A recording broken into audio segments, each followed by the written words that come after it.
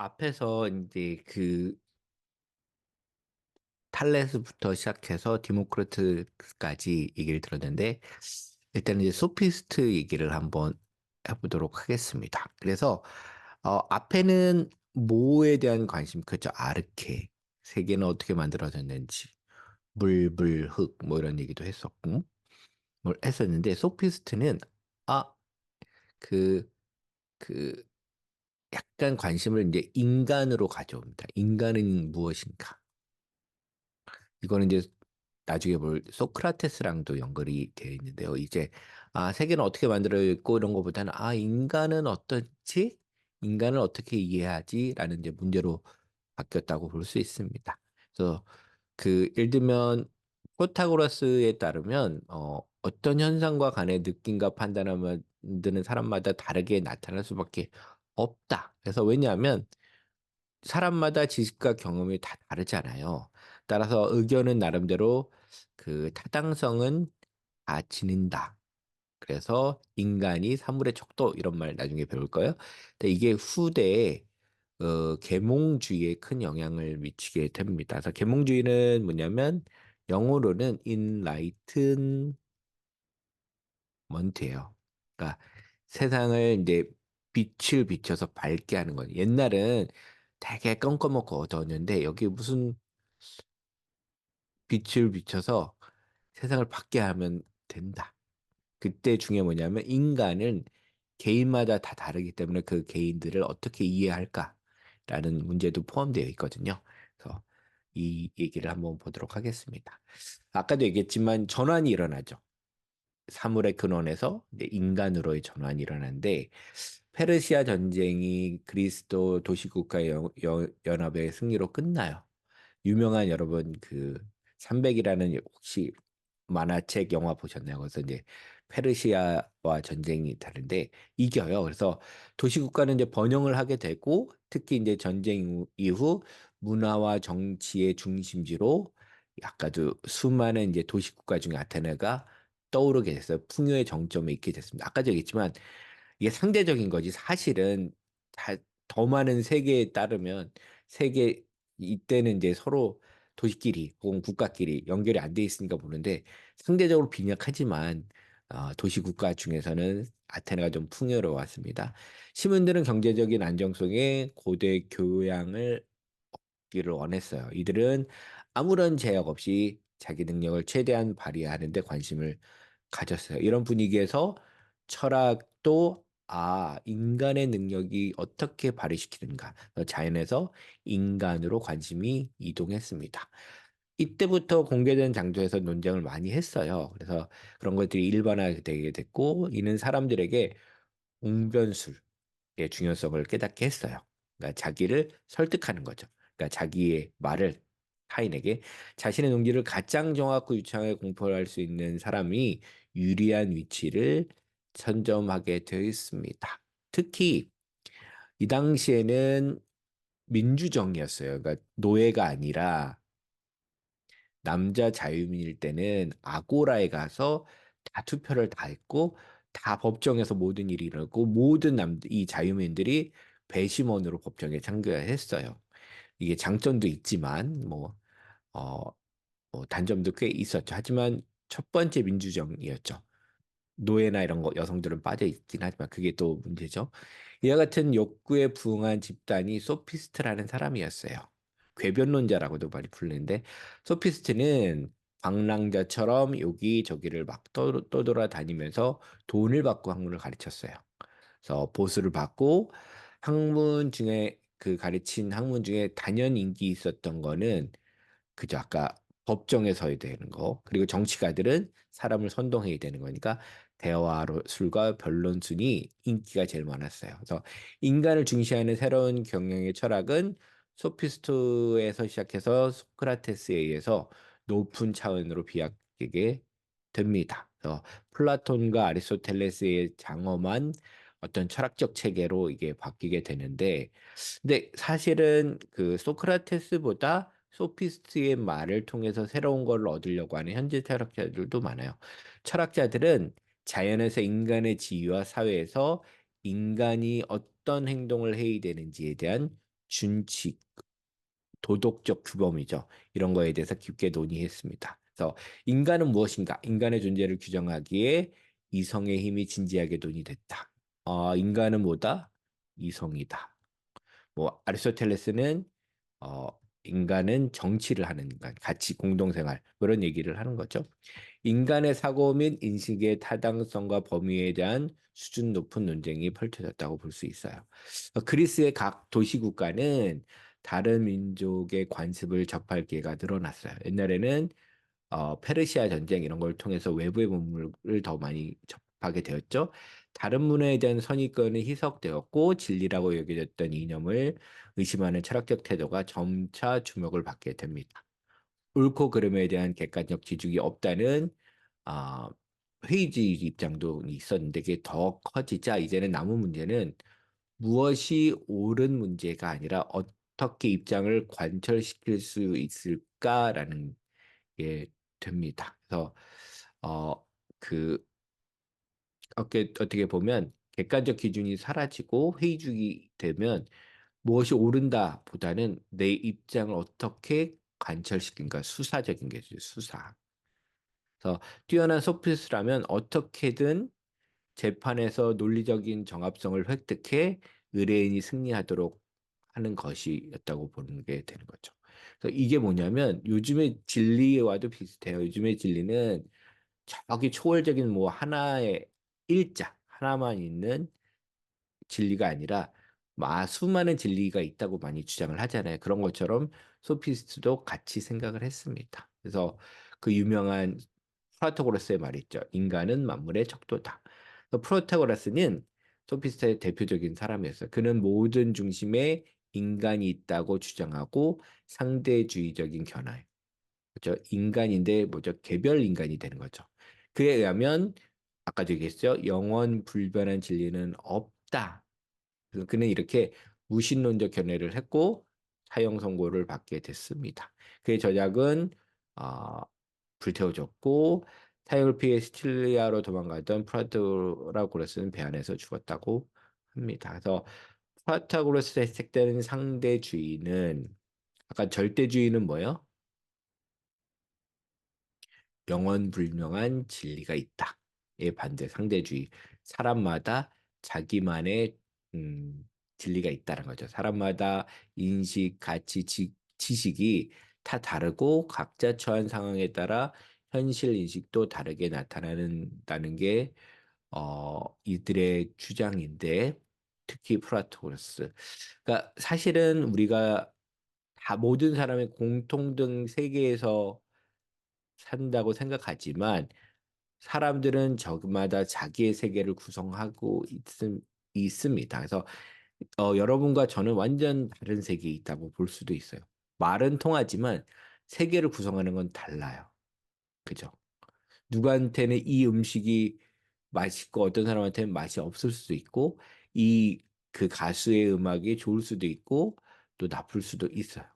이거는 세계를 다르게 살고 있기 때문이죠. 그래서 상대주의에 의하면 모든 걸 아우르는 절대적인 진리는 없고, 내 어떤 주장이 아무리 뛰어나도 개인의 이해관계에 머무를 수밖에 없다.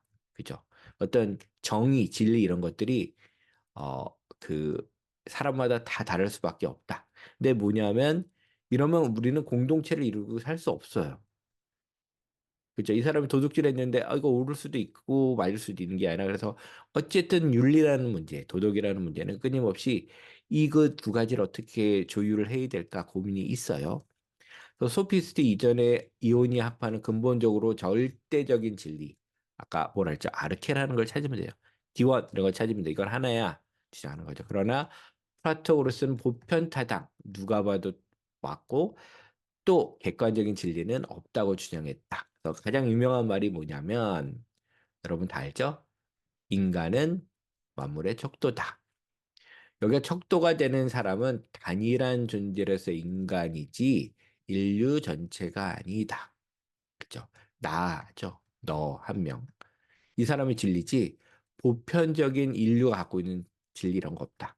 그래서 프라고타고스는 신의 존재를 부정하는 발언을 자주 했겠죠. 나는 신들에 관하여 알 수 없다.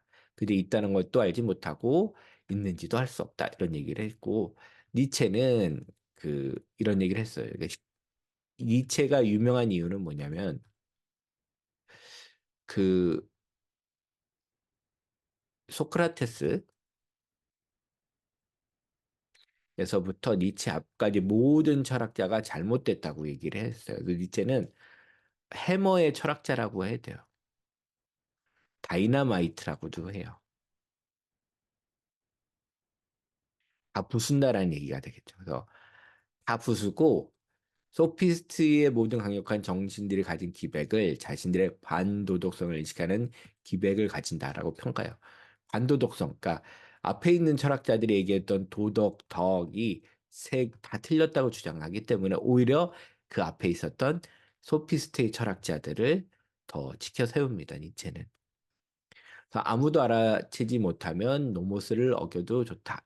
이 말은 한번 여기를 보면 알 수도 있는데 고르기아스는 프로타고스의 상대주의 입장을 더욱 세게 밀고 나왔어요. 그래서 그 진리는 없다고 얘기하면서 아무것도 있지 않다.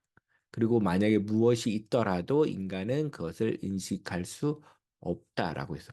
아무것도 없고 만약 뭐 있어도 인간의 인식으로는 그걸 알 수 없다. 그리고 만약에 그것을 인식할 수 있더라도 남에게 전해줄 수는 없다. 전달이 안 돼요.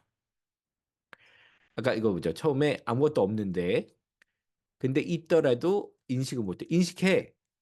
도 나는 알 수 있겠지만 남한테 언어로 소통해 줄 수는 없어요. 우리 자신의 의식은 철저하게 개인적이다. 그러니까 내가 남을 아무리 이해하려고 해도 되게 근사치를 넘어가지 못해요. 그냥 그죠.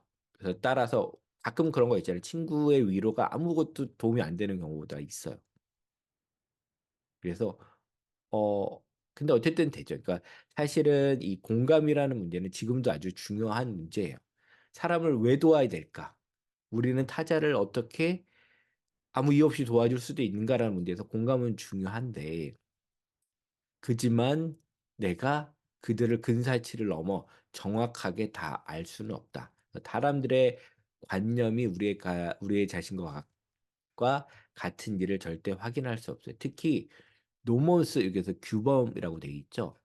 이것도 이제 그리스어인데 이 규범에 대해 소피스의 관점에서 구체적인 상대적인 입장을 보게 된다. 그러니까 절대 타인의 생각을 절대적으로 알 수 없다. 고대 그리스 사회에서 노모스는 신과 인간에게 모두 속하는 가장 거룩한 것이다. 그렇죠? 그러니까 여러분 이제 그리스 신화를 보면 그리스 로마 신화를 보면 신과 인간에게 주는 규범이라는 게 있어요. 근데 사실은 신이 막 깨기도 하고 잘못도 하고 실수도 하지만 그 사람들이 이런 이야기를 읽고 이해하는 건 뭐냐면 신에 대한 규범, 인간에 대한 규범을 그 신화 속에서 같이 읽는다는 거예요. 공감한다는 얘기가 되는 건데, 근데 소피스트는 온 세상을 두루 다닌 덕에 덕이 지역마다 습관마다 법률이 다른 걸 알고 있어요. 그러니까 옛날에 그, 그 고립되어 살다 보면 우리 공동체가 갖고 있는 노머스, 규범이 보편성을 띈다고 생각해요. 이게 맞지. 근데 여러분, 딴 동네 가보면 달라요. 여러분, 그 업처뒤집편가 그것도 지역마다 우리나라 안에서도 뭐 동네마다, 동마다 다 달라질 수 있잖아요. 편가르기 할 때. 그것만 봐도 엄청나게 달라지는데 여러분 이제 해외에 나가면 갑자기 느끼는 게 있어. 내가 너무 우리나라에서 보편적이고 당연시 여기던 게 거기서는 그게 아니라는 걸 이제 딱 알게 되는 순간들이 되게 많잖아요. 그런 것처럼 소피스트는 돈을 받고 가르치는 사람이니까 모든 곳에서 거기서 사람들이 원하는 걸 받고 거기서 사람들을 설득하고 돈을 받고 하면서 왔을 때 시작하고 돌아왔을 때 내가 갖고 있는 이 보편성이 깨지는 경험을 자주 했겠죠. 그래서 따라서 소피스트한테는 이 규정, 노모스는 보편하고 타당한 거 어디서나 다 맞는 것이 아니라 일시적이고 일시적인 규칙이다. 거기에서만. 그다음에 이건 뭐야? 장소 플러스 시간이죠. 그 장소에서 그때만. 근데 시간이 지난 뭐요? 이때 맞던 것이 이때는 다를 수도 있죠. 그래서 소피스트가 가졌던 이유들, 왜 상대주의적인 생각을 했던 이유는 다 경험적인 이유가 있을 것 같습니다. 그래서 소피스트인 안티폰에 의하면 아무도 알아채지 못한다면 우리는 그 노모스를 위반해도 좋다. 그 옛날에 그 유명한 그 드라마이자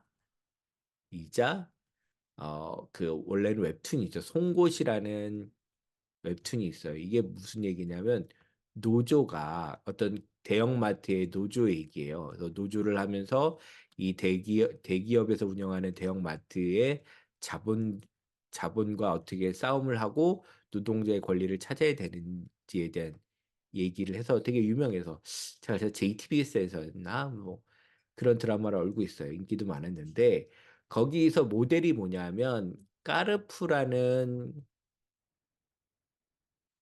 그러니까 그 지금은 이게 홈플러스로 다 합쳐졌을 거예요. 합쳐졌는데 대형의 프랑스의 유명한 대형 그 회사가 들어왔어요. 그래서 노조는 어떻게 생각했어요? 아, 여기 프랑스면 유명한 관용의 나라 아니에요, 노조. 그래서 한국에 와서도 똑같이 프랑스에서 했던 것처럼 해줄 거라고 기대했는데 여기서 보니까 한국 그 대형마트에서 하는 악행을 똑같이 하는 거예요. 그때 그 주인공 그 노조를 자문해 줬던 그분이 하는 말이 자기가 서 있는 장소가 다르면 풍경도 달라진다라는 말을 해요. 그러니까 여기는 프랑스 있을 때는 좋은 역할을 해요. 왜냐하면 규범과 그런 또 다른 말로 하면 법이 있고 여기서 오면 달라지면 여기서 다르게 행동을 하는 거예요. 그러니까 여기서도 알아채지 못하면 우리는 노모스 여기 우리가 갖고 있는 노모스를 위반해도 좋다라고 생각을 하는 거죠. 그래서 그 항상 다르면 그러니까 나는 이렇게 옳다고 생각하는 노모스가 있더라도 내가 다른 곳에 가서 그게 문제가 안 돼. 이걸 그 눈치채지 못하면 해도 돼 이렇게 얘기를 하는 거죠. 그는 국가로부터 어떤 구속도 당해서는 안 된다고 주장했다. 왜냐? 단순히 국가적인 노모스가 없는 것뿐만 아니라 개별적으로 다 다르다면 나를 규제하는 국가적인 법은 필요가 없는 거고 부당한 거죠. 그래서 그 아나키스는 무정부주의자인데 뭐 그다음 이제 도시 국가도 이제 국가라고 본다면 이제 근대 국가는 아니지만 그 도시 국가라면 나름의 지금 같은 아나키스트랑 비슷하다고도 볼 수가 있을 것 같습니다. 그래서 이제 어 그 오늘 저희가 본 게 그 처음 철학 탈레스부터 시작되는 아르케를 찾아왔던 사람과 그다음에 소피스트라는 인간에서 자연에서 이제 인간으로 관심을 바꿔서 소피스트를 봤는데 이게 이제 정리를 한번 해보자면 문명사에서 수수께끼가 한 가지가 있는데 동양과 서양 모두 기원 8세기에서 2세기까지 물질 문명과 정신 문명이 갑자기 발전을 한 거예요. 그러니까 예를 들면 인류이 이렇게 수만 년 동안 있다가 갑자기 이게 있고 이게 이제 8에서 기원전 8에서 2세기 사이에 이렇게 있다 갑자기 비약적인 발전을 해요. 사실은 어 이런 비약적인 발전이고 지금은 이제 인공지능이 몇 년 안에 갑자기 너무나 발전을 또 했는데 그래서 독일의 철학자 야스퍼스라는 유명한 분이 있어요. 이 시기를 인류 문명의 모든 바퀴살이 거슬러 올라가는 원점과 같다고 하여 기축 시대라고 합니다. 그러니까 엑시스는 축이라는 뜻이에요. 축이 되는 시대, 원점이 되는 시대라고 불렀어요. 그래서 이 시기는 그리스에서는 아까 배웠죠. 그러니까 정리하는 거니까 텔레스, 피타고라스, 소크라테스, 플라톤, 아리스토텔레스 같이 유명한 철학자들이 활동했고 이집트왕 네코가 어부들에게 아프리카 일주 항해를 시키기도 했고 더 넓은 곳으로 가는 거죠. 페르시아는 조로아스터교가 등장을 했습니다. 중국에서는 백가쟁명이 시작이 됐고 이스라엘과 이집트, 바빌로니아에서는 수많은 예언자가 출현했기도 했습니다. 이건 종교적인 거고, 인도에는 이제 불교가 창시가 됐고, 그다음에 불교가 중요한 이유는 이건 종교를 넘어서 되게 철학이라고 할 수 있어요. 그다음에 많은 종교가 사실은 고도화된 이유가 불교가 갖고 있는 철학적 성격이라고 볼 수도 있죠. 이런 활동이 거의 비슷한 시기에 같이 일어났어요. 믿기 어려울 정도로 신기한 일이기도 합니다. 그래서 이거를 이제 밝혀낸 게 학문의 일이기도 하겠죠.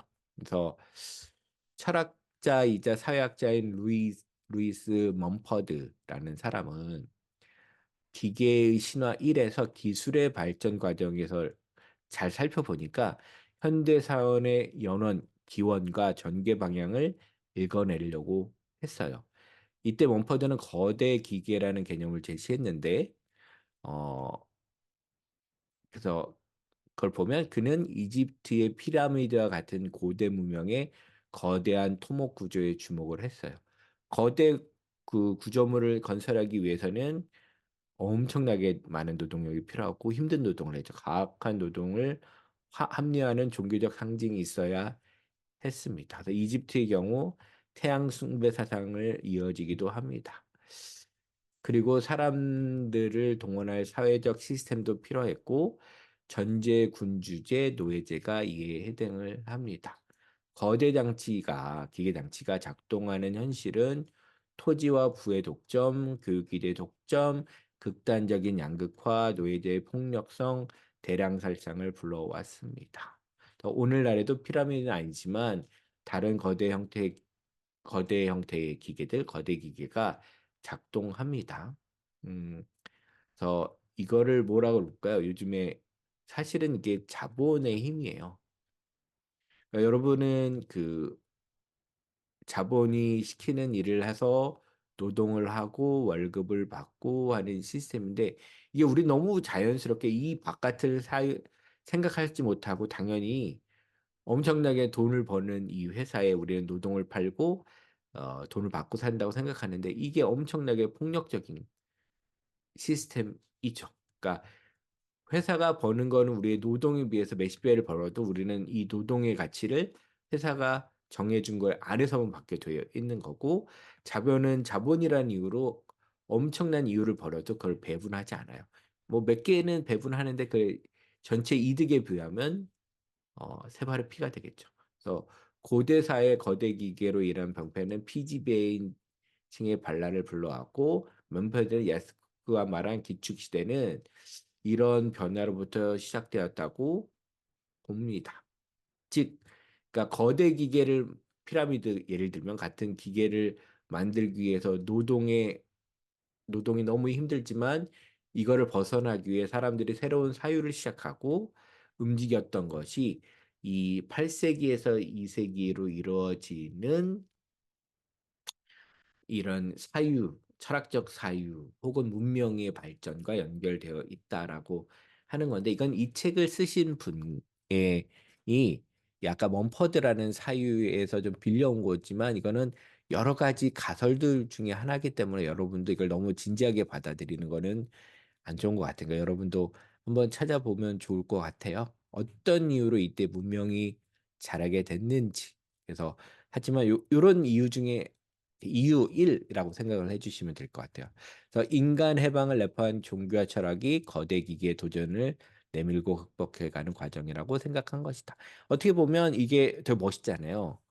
거대 기기에 맞서기 위해서 인간이 해방을 하기 위해서 노력한 결과 철학적인 지혜, 문명을 얻게 되었다라고 하면 이게 서사적으로는 되게 멋있지만 그렇게 이게 설명을 할 수 있는가라는 것에는 저는 조금 회의적이기도 해요. 근데 되게 재밌는 거는 그 피라미드를 질 때 노예들을 그 기록한 그 명부가 이렇게 해독이 됐대요. 일단은 그 이집트 상형 문자는 쐐기 문자는 좀 어려운데 그걸 해독해 봤더니 오늘 일을 못 나오는데 그 어젯밤에 너무 술을 많이 먹어서 다음날 병가를 내고 안 나왔다. 이렇게 돼 있다는 게 있어요. 그래서 그 얘기는 뭐냐면 여기서 그 뭐 사실처럼 딱 그 정확한 사실처럼 제기하고 있는 노예라는 엄청난 이 거대 계기를 위해 인간이 완전한 노예처럼 사용됐다는 것에 대한 반론도 될 수 있을 것 같은데 그것도 저도 좀 명확하게 잘 알 수는 없는 거니까 여러분도 한번 고민을 해봤으면 좋겠습니다. 그래서 일단 저희가 다음에는 소크라테스와 플라톤, 아리스토텔레스 같은 사람들을 이제 할 텐데 거기 가기 전에 아주 중요한 철학적인 흐름들을 두 가지를 봤습니다. 하나는 세계의 기원, 자연을 보려고 했던 측과 하나는 인간한테 관심을 가지게 되고 어떻게 보면 인간 개인에 대한 관심, 공동체보다는 서 개개인의 상대적인 가치를 얘기했던 소피스트 이 두 가지를 얘기를 해봤습니다.